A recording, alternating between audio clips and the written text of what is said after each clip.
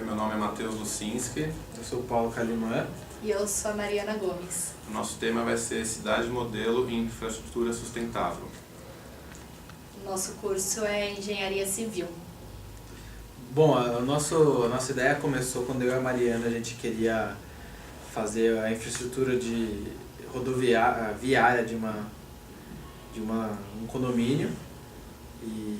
E aí o Matheus entrou com a ideia de fazer a coisa sustentável, e aí a gente uniu a ideia e chegou na ideia de fazer esses modelos de cidade sustentável. A gente pensou que tem muitos estudos já de condomínios, de loteamento sustentável, onde as coisas parecem bem perfeitinhas, e a gente viu que o que está faltando é fazer isso de uma forma mais geral, que um condomínio é pequeno e fácil de resolver o problema. Nossa, a gente achou que seria legal a gente tentar resolver um problema mais geral, que seria uma cidade. E daí, para começar a fazer essa cidade, a gente teve que fazer toda uma pesquisa para conseguir ter dados suficientes para saber o que é uma boa cidade, aonde a gente quer colocar ela. Para a gente conseguir dados mais corretos, a gente fez um estudo no estado de São Paulo, no qual a gente fazia pesquisas com diversos números da Fundação SEAD, como IDH, porcentagem de abastecimento de água, de esgoto, principal setor da economia, densidade demográfica, porcentagem de urbanização, mais diversos dados, para a gente ter alguma base de como são as cidades no estado e como elas funcionam um pouco.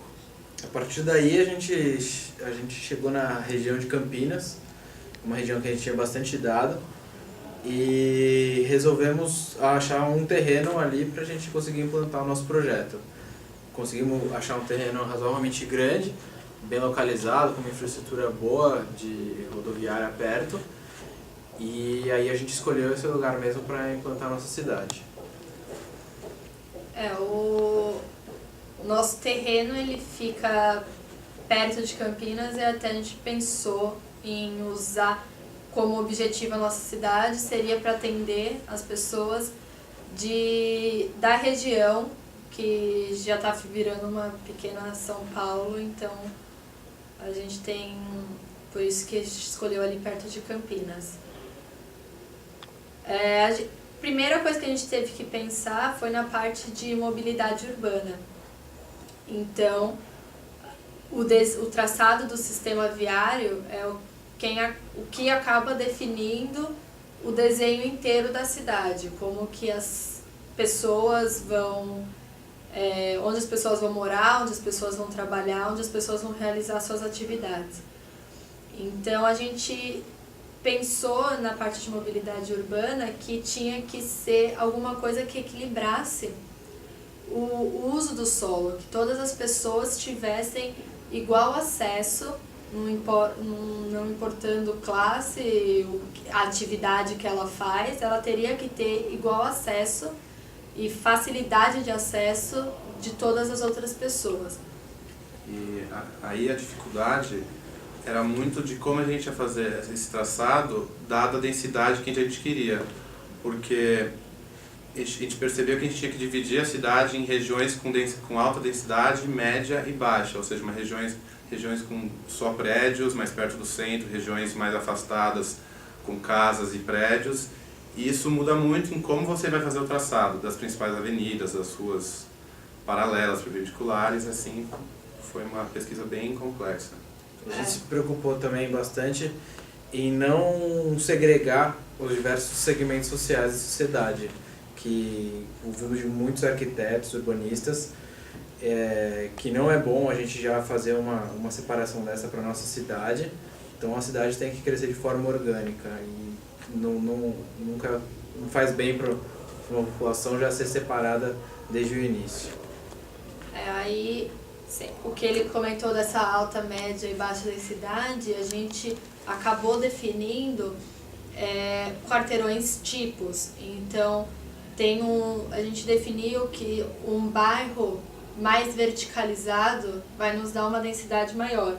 E essa verticalização, que às vezes é até mal vista, você falar que todo mundo mora em prédio e tudo, é uma coisa que a gente concluiu que pode ser boa, é muito vantajosa para a cidade, porque você acaba colocando numa mesma região as pessoas, então você leva infraestrutura para aquele lugar, facilita muito mais, tem um custo muito menor e perdas menores também. E para fazer isso, a gente acabou dividindo a nossa cidade em 4 regiões. Ela é como se a gente tivesse um X que cruza a cidade. Então, nesse X você tem os serviços e nesse X a gente vai ter alguns anéis. E esses anéis, então a pessoa teria acesso pelo anel a essa avenida principal. E como nossa população, a gente chegou numa população de fim de plano de 100 mil habitantes. E para esse número é um número razoável, ele não é muito baixo, que não precise de um sistema de transporte grande, e também não é um número que você vai precisar, o metrô, para atender essa demanda. A demanda é razoável.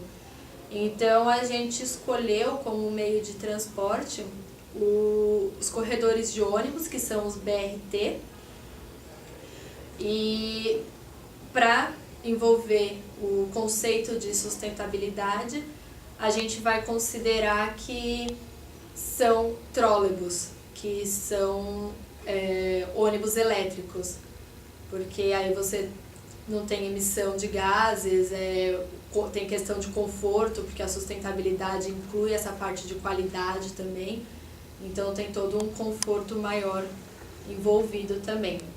Então, para solucionar, né, a gente já tem nessas vias principais os corredores de ônibus, a ciclovia. Por todas as nossas vias a gente vai projetar, desenhar espaços para ciclistas. Para ciclistas, que a gente acha que para curtas distâncias você não precisa de um carro, você não precisa de um ônibus, você pode ir a pé ou de ciclovia. E outro conceito legal também que a gente vai colocar são os parques lineares, que a gente vai colocar eles, por exemplo, passa uma ferrovia no meio da nossa cidade, a gente vai colocar do lado das ferrovias parques lineares, do lado dos rios que passam, um passa por baixo, outro passa em cima, também vão ter parques lineares. Como a gente escolheu o terreno meio pelo lugar, assim, a gente se deparou com uma ferrovia no meio do nosso terreno. Então, para a gente solucionar isso, a gente acabou pensando na ideia de parque linear, que o parque linear é uma coisa que é agradável, fica visualmente legal para a cidade. E acabou incorporando a ferrovia na cidade com isso. E perto dos rios ele protege o rio e é uma ótima solução. Você ali sai do seu trabalho, pode descer, você tem sempre uma praça na frente da sua casa, do seu trabalho. Bom, para saneamento, a gente pensou em fazer não uma estação central de tratamento de esgoto, mas algumas pequenas estações espalhadas pela cidade, que reduziria muito o custo de toda essa operação. E diminui também as perdas, né? Você atende, como a gente falou, a gente dividiu em região, em 4 regiões, então seria essas pequenas regiões. Então, para uma região mais adensada, a gente precisaria de uma estação de tratamento de água e de esgoto um pouco maior, com uma capacidade maior, mas a nossa outra região que vai ser menos adensada, você tem uma estação menor. Isso você economiza, tem menor custo, é mais fácil para construir, não demanda tanto investimento e não tem tantas perdas. Acho que a única dificuldade no saneamento foi a localização, que nosso terreno ali perto dos rios, em cima e embaixo, são mais baixos, e ao longo que vai adentrando na cidade o terreno sobe. Então você tem que pensar onde você vai colocar o seu reservatório de água, onde vai ficar a estação de tratamento de esgoto, porque uma vez escolhido isso, você tem que pensar quanto você vai gastar com bombas ou não, como você pode fazer usando a gravidade. Então isso foi uma coisa que a gente teve que ficar pensando para saber aonde pôr essas 4 estações que a gente vai colocar.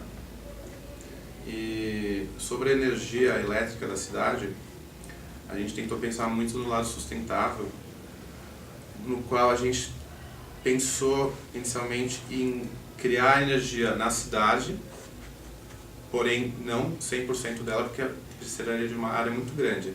E daí o que faltasse, a gente ia comprar energia limpa de Mercado Livre, por exemplo.